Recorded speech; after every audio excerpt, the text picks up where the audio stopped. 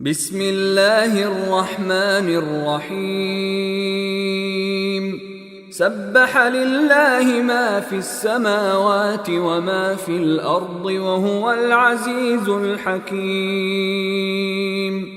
يا أيها الذين آمنوا لم تقولون ما لا تفعلون؟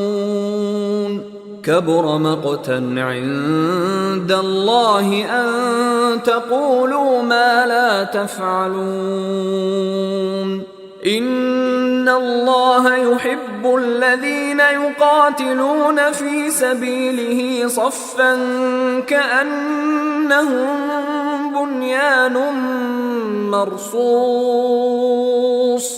وإذ قال موسى لقومه يا قوم لم تؤذونني وقد تعلمون أني رسول الله إليكم فلما زاغوا أزاغ الله قلوبهم والله لا يهدي القوم الفاسقين.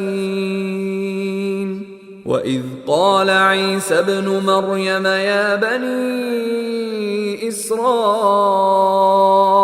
إني رسول الله إليكم مصدقا لما بين يدي من التوراة ومبشرا برسول يأتي من بعد اسمه أحمد. فلما جاءهم بالبينات قالوا هذا سحر مبين. ومن أظلم ممن افترى على الله الكذب وهو يدعى إلى الإسلام والله لا يهدي القوم الظالمين.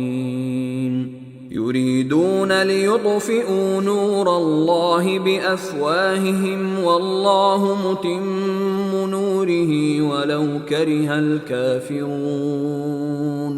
هو الذي أرسل رسوله بالهدى ودين الحق ليظهره على الدين كله ولو كره المشركون.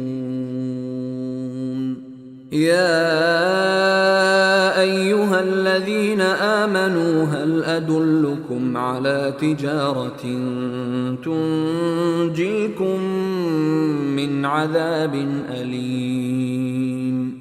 تؤمنون بالله ورسوله وتجاهدون في سبيل الله بأموالكم وأنفسكم ذلكم خير لكم إن كنتم تعلمون. يغفر لكم ذنوبكم ويدخلكم جنات تجري من تحتها الأنهار ومساكن طيبة في جنات عدن ذلك الفوز العظيم. وأخرى تحبونها نصر من الله وفتح قريب وبشر المؤمنين. يا أيها الذين آمنوا كونوا أنصار الله كما قال عيسى ابن مريم